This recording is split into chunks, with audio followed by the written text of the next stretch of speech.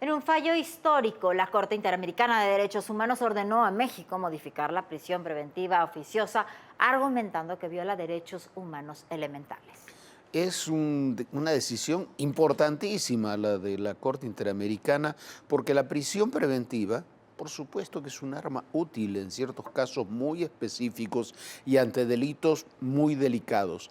Pero en México se usa casi en forma indiscriminada, desde las reformas que se realizaron en este sexenio ampliando la gama de delitos por los cuales se puede aplicar. Lo que aunado a la lentitud de la justicia nos deja con hombres y mujeres que pueden pasar hasta 20 años en la cárcel, como 17 años, como en el caso que tomó la Corte Interamericana, antes de siquiera tener una sentencia. El 5 de septiembre de 2001, la regidora de Atizapán, María de Los Ángeles Tames Pérez, fue asesinada a unos pasos de su casa. Daniel García Rodríguez y Reyes Alpizar Ortiz fueron detenidos como los supuestos autores del crimen. Pasaron más de 17 años y los acusados se convirtieron en los reos con mayor tiempo en prisión sin sentencia. Después de analizar este caso, la Corte Interamericana de Derechos Humanos ordenó al Estado mexicano dejar sin efecto la figura del arraigo y adecuar en el ordenamiento interno, incluida la Constitución, la prisión preventiva oficiosa a los parámetros de la Convención Americana de Derechos Humanos. México es responsable por las violaciones a los derechos a la integridad personal, libertad personal, a las garantías judiciales, a la igualdad ante la ley y a la protección judicial cometidas en perjuicio de Daniel García Rodríguez y Reyes Alpizar Ortiz en el marco de su detención y privación de libertad y del proceso penal del cual fueron objeto. En materia del proceso judicial, la Corte ordenó excluir todos los antecedentes incriminatorios que fueron obtenidos bajo coacción o tortura, así como investigar, procesar y sancionar estos eventuales hechos en perjuicio de Daniel García y Reyes Alpizar. Sobre la figura del arraigo y prisión preventiva oficiosa, los jueces señalaron que cuando se aplicaron esos ordenamientos contra las víctimas, contenían algunos aspectos contrarios a la Convención Americana y que con el paso del tiempo aún persisten y que incluso fueron ampliados. Es por eso que en la resolución se estableció que el Estado mexicano tiene la obligación de adecuar las disposiciones de derecho interno a lo establecido por la Convención Americana para suprimir las normas y prácticas de cualquier naturaleza que impliquen una violación a las garantías previstas en la misma. La Corte Interamericana otorga 1 año de plazo para supervisar la sentencia, misma que se dará por acatada una vez que todos los elementos que contiene sean atendidos por el Estado mexicano. En un comunicado, el Gobierno de México se comprometió a adecuar su marco normativo respecto al arraigo preprocesal y la prisión preventiva oficiosa. Además, analizará con atención los resolutivos de la sentencia con el objetivo de estar en condiciones de cumplir con sus disposiciones. En noviembre de 2022, la Suprema Corte de Justicia de la Nación aprobó eliminar la prisión preventiva oficiosa para ciertos delitos fiscales. Sin embargo, los ministros descartaron modificaciones para otros delitos, como delincuencia organizada, homicidio doloso, violación, secuestro, entre otros. Pero no solo es la sentencia de la Corte Interamericana la que pone en entredicho buena parte de la política de seguridad y justicia de la actual administración. También en la Suprema Corte, el ministro José Luis González Alcántara propone al Pleno declarar anticonstitucional la incorporación de la Guardia Nacional a la defensa y prolongar indefinidamente la presencia militar en seguridad pública. A 7 meses de la transferencia operativa, presupuestaria y administrativa de la Guardia Nacional a la Secretaría de la Defensa Nacional, el ministro Juan Luis González Alcántara propone declarar inconstitucional esa incorporación. De acuerdo con su proyecto, la reforma publicada el 9 de septiembre de 2022 en el Diario Oficial de la Federación es contraria a la Constitución. En su artículo 21 señala que la Guardia Nacional estará adscrita a la Secretaría del Ramo de Seguridad Pública, así como sus programas, políticas y acciones. El proyecto, que será debatido por el Pleno de la Suprema Corte de Justicia de la Nación, corresponde a una acción de inconstitucionalidad presentada por integrantes del Senado. El ministro argumenta que la participación del Ejército es temporal, ya que claramente se estableció que estaría vigente solo durante los 5 años siguientes al decreto, para que el presidente de la República pueda disponer de las Fuerzas Armadas en tareas de seguridad pública de manera extraordinaria. La propuesta del ministro enfatiza que resultaría en un fraude a la Constitución considerar que esa institución policial conserva su carácter civil y se rige por una doctrina policial si sus integrantes son militares en activo, sometidos a la jurisdicción y al régimen disciplinario militar, desarrollando funciones militares y actuando bajo la normativa militar. Uno de los aspectos impugnados fue la coordinación operativa de la Guardia Nacional con la Sedena y la Marina, debido a que la reforma no establece que sus elementos debieran actuar en igualdad de circunstancias, lo que supondría una subordinación de mando ante el personal castrense. El presidente Andrés Manuel López Obrador pidió a la Suprema Corte reflexionar con atención este tema. Si declaran inconstitucional la ley de la materia y se impide que la Guardia Nacional dependa de la Secretaría de la Defensa, va a ser un grave error, un error garrafal. La única manera de que la Guardia Nacional se mantenga como hasta ahora, como una corporación para realmente, auténticamente defender, proteger a los ciudadanos, es de que dependa de la Secretaría de la Defensa. Para invalidar el traspaso de la Guardia Nacional a la Sedena, se requieren 8 de los 11 votos de los integrantes del Pleno de la Corte. La decisión de la Corte es clave para la estrategia de seguridad del gobierno federal. Actualmente, la seguridad está en manos de las Fuerzas Armadas y la Guardia Nacional está en los hechos bajo el mando de la Defensa.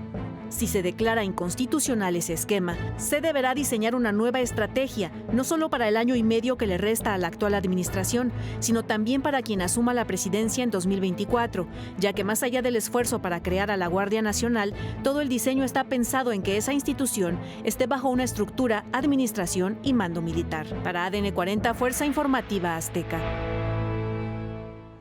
Bueno, mire, lo que platicamos antes del arraigo, de la prisión preventiva, es muy importante. Es uno de los temas que han sido nodales también para esta administración. Comenzando esta administración, no solamente no se quitó el arraigo, como se había dicho muchas veces, sino que se ampliaron los delitos por los cuales se puede aplicar. Y hay casos extraordinarios como estas 2 personas que estuvieron 17 años sin condena, pero hay muchos más que tienen condena y que luego van a apelaciones y que siguen en la cárcel, a veces incluso como estrategia de la defensa para prolongar el periodo sin que haya una condena definitiva.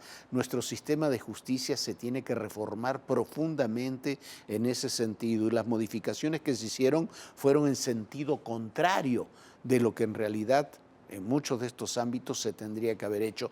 Pero estas resoluciones de la Corte, de las que estábamos hablando, esta propuesta que hace de resolución el ministro Juan Luis González Alcántara, son muy importantes y van al centro, al corazón, al eje de la propia estrategia de seguridad.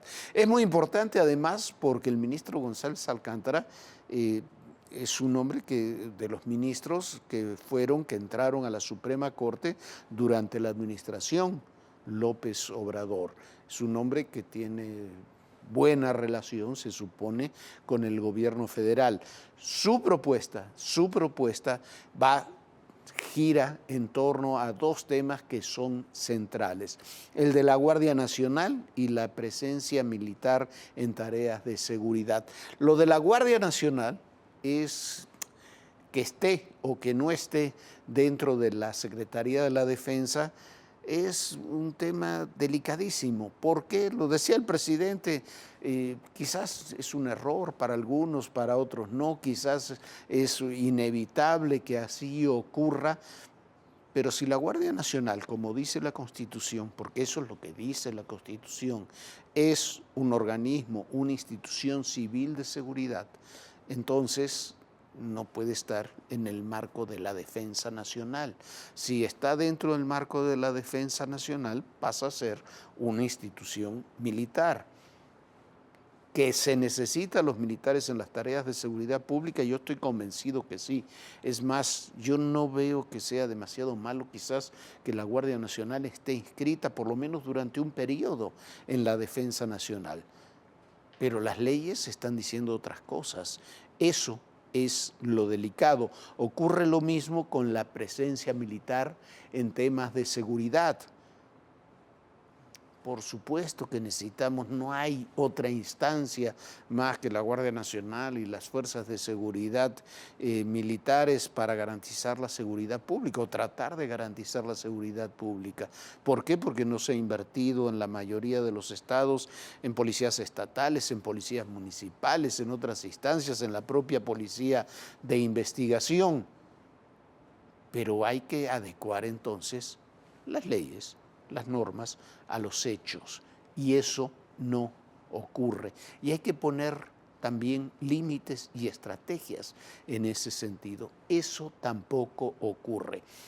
Para declarar inconstitucional los temas de la Guardia Nacional y los temas de la participación militar en seguridad pública se necesitan 8 de los 11 votos que hay en la Suprema Corte.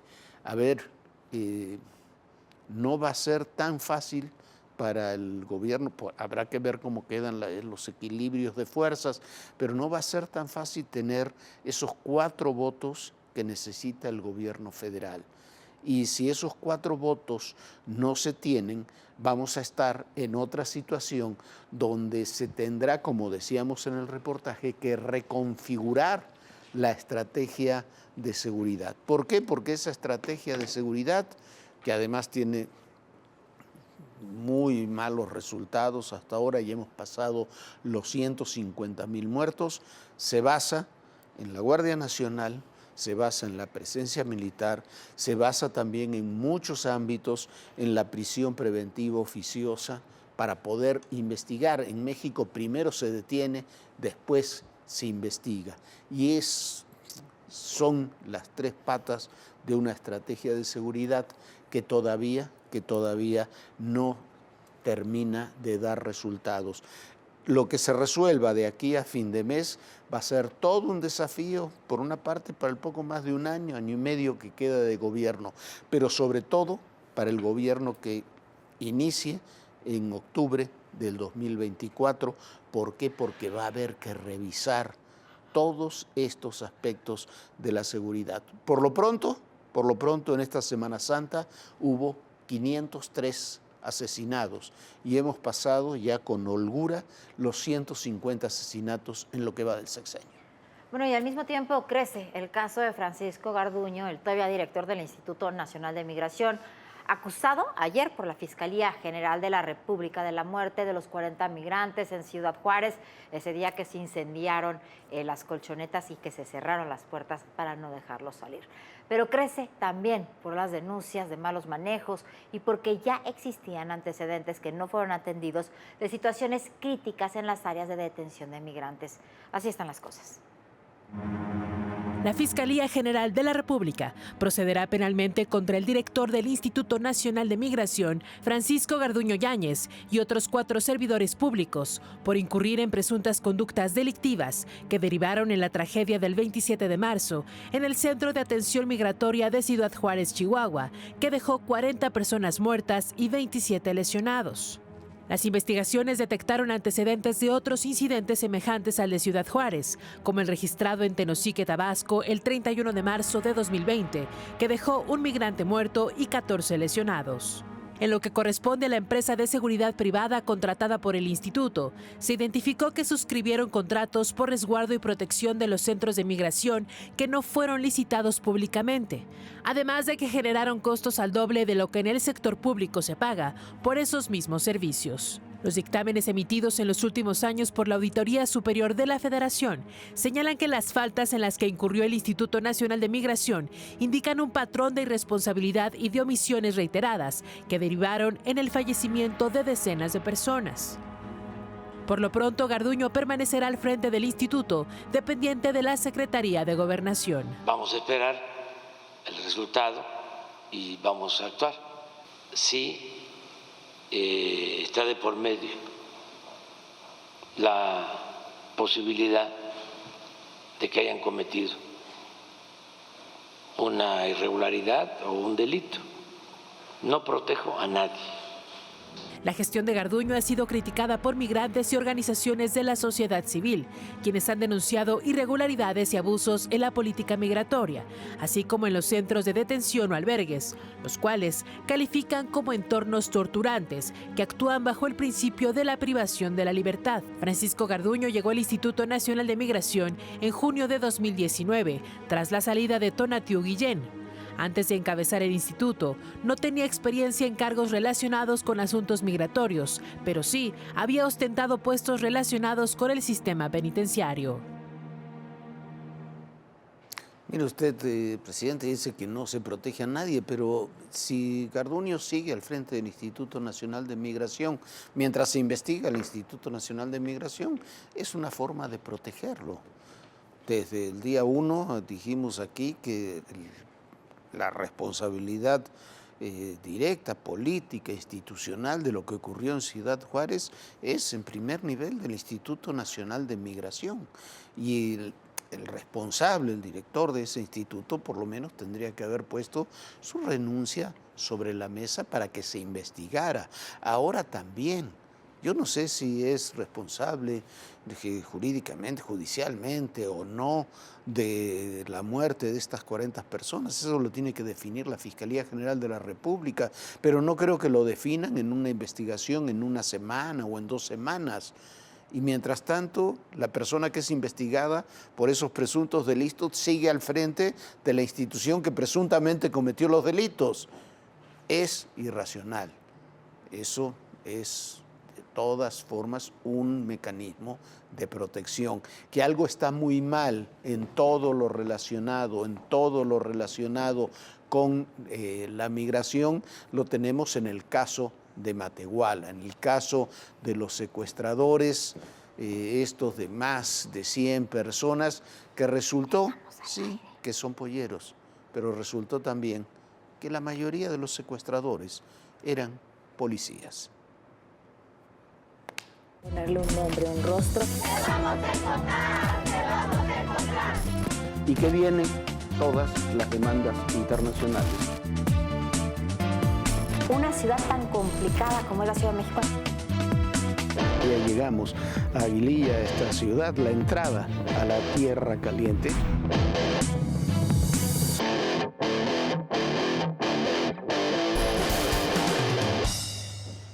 La Casa Blanca presentó lo que se llamó un plan global de 5 puntos para atacar la venta y el consumo de fentanilo. México, para la Casa Blanca, ocupa un papel fundamental en esta estrategia. Hoy están en Washington todos los integrantes del Gabinete de Seguridad de México. La crisis por fentanilo es prioridad en la agenda de las autoridades estadounidenses. Este martes, la Casa Blanca anunció que reforzará su estrategia contra el consumo y tráfico de esta droga. Para ello, dio a conocer un plan global que contiene 5 medidas. El primer punto se refiere a liderar un esfuerzo coordinado con socios internacionales para interrumpir el comercio de drogas sintéticas ilícitas. Con ello, Estados Unidos busca una coalición global acompañada por la propia Organización de las Naciones Unidas. Esto incluye alcanzar acuerdos multilaterales para prevenir su manufactura, detectar nuevas amenazas de drogas, cortar el tráfico y detectar el financiamiento ilícito. Además, fortalecerá la coordinación y el intercambio de información entre las agencias de inteligencia, seguridad y justicia de su país para dar con los traficantes de drogas y desmantelar sus redes. Como tercera medida, intensificará las acciones para el seguimiento y detección de compresoras y otros instrumentos para la fabricación de fentanilo y su transformación en píldoras. Dará un mejor seguimiento y delimitación de los orígenes, cargamentos y destinos de los precursores y equipos usados. impulsará el trabajo con el sector privado global para evitar que las empresas sean proveedores de materiales y precursores químicos. Estados Unidos buscará cortar el acceso de los criminales a grandes montos de recursos, por lo que habrá mayores sanciones financieras contra objetivos clave, e insistirá al Congreso para cerrar las lagunas legales que permiten a los traficantes alterar la estructura del fentanilo para evadir la regulación y persecución. Además, promete un mejor servicio de salud, en el que incluye mayor disponibilidad de naloxona, que actúa como antídoto en casos de pacientes con sobredosis de fentanilo. Este anuncio ocurre a un día de la llegada de la delegación mexicana a Washington, D.C., encabezada por el canciller Marcelo Ebrard y la secretaria de Seguridad Rosa Isela Rodríguez. El canciller adelantó que mañana habrá una reunión en la Casa Blanca con miembros del gabinete. Establecerán las aristas para definir la lucha contra el fentanilo y abordarán el tema del tráfico de armas desde Estados Unidos. En medio de este encuentro, este miércoles se dio a conocer que la silacina fue declarada como una amenaza emergente en Estados Unidos. Se trata de un medicamento de uso veterinario que desde 1972 está autorizado. Esto debido al incremento de muerte por sobredosis en humanos al mezclarlo con fentanilo. También es conocido como tranq o droga zombie. Su consumo puede ralentizar la respiración y el ritmo cardíaco de las personas hasta niveles peligrosos y puede causar infecciones que pueden provocar la amputación de las extremidades. Y bueno, ahí tenemos otro plan con muy buenas intenciones. ¿Quién puede estar en contra de estos 5 puntos del plan Biden-Harris, así le llaman, pero en contra para detener el tráfico y el consumo de fentanilo? Pero la verdad es que eso se tiene que reflejar en acciones concretas. Por ejemplo, decir que se va a atacar las bases financieras de las organizaciones criminales está muy bien, pero hay que hacerlo. Por ejemplo, decir que se va a tratar de controlar la venta de equipos para producir pastillas, la verdad no tiene demasiado sentido. Se pueden hasta fabricar en forma hechiza, es muy fácil de producir el fentanilo. Lo que hay que romper son las redes del tráfico, de donde vienen los precursores, de donde viene la molécula, donde se transforma, y también las redes de distribución dentro de los Estados Unidos. Tiene que haber una tarea global en ese sentido. Y ahí hay 3, 4, 5 actores que son decisivos. China es uno de ellos, la India es uno de ellos, México y Canadá son otros, y los Estados Unidos es el quinto, que es fundamental en toda esta estrategia. A ver qué sale de la reunión que sostendrán mañana los miembros de la comitiva mexicana que ya están allá en los Estados Unidos, Viviana. Pues ahora hay que estar atentos, ya mañana tendremos noticias de lo que sucedió. Y la escritora y periodista Elena Poniatowska recibirá la medalla Belisario Domínguez. Este es un reconocimiento merecido para una trayectoria notable en la cultura mexicana. Elena Poniatowska recibirá el máximo galardón que otorga el Senado de la República, la medalla Belisario Domínguez. La ceremonia se llevará a cabo el próximo 19 de abril en el antiguo Palacio de Xicoténcatl. La escritora y periodista fue elegida de entre 298 postulaciones y se suma a las 7 mujeres que ya han recibido este galardón, incluida Rosario Castellanos. Elenita, Helenísima, como muchos la llaman, ha sido una mujer que ha dedicado gran parte de su obra a las mujeres. Con su pluma nos ha llevado al mundo humilde de Jesusa, en Hasta no verte, Jesús mío. Y de la misma forma hemos recorrido la vida de la pintora y escultora Leonora Carrington. Poniatowska cuenta con más de 40 obras, entre ellas La noche de Tlatelolco, Las voces del temblor. Ha creado reportajes, cuentos, entrevistas, crónicas y artículos.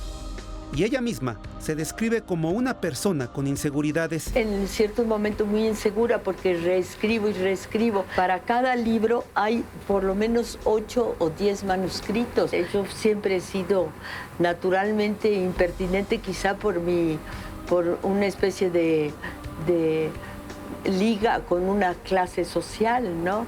Que me hacía preguntarle a Diego Rivera si sus dientes eran de leche porque se los veía muy chiquititos en comparación de su enormidad, ¿no? Pero asegura que aprovecha cada día para escribir y ganar tiempo y hacer lo que le gusta. Yo siento que ya me gané el derecho a mi propio tiempo, ¿no? Nació en París en 1932 y a la corta edad de 10 años llegó a México a causa de la Segunda Guerra Mundial.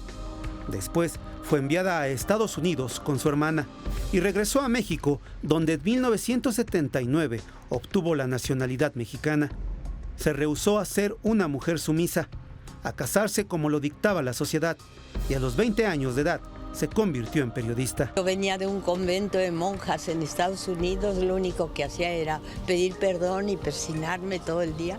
Así que escogí el periodismo para seguir pidiendo perdón y seguir persignándome.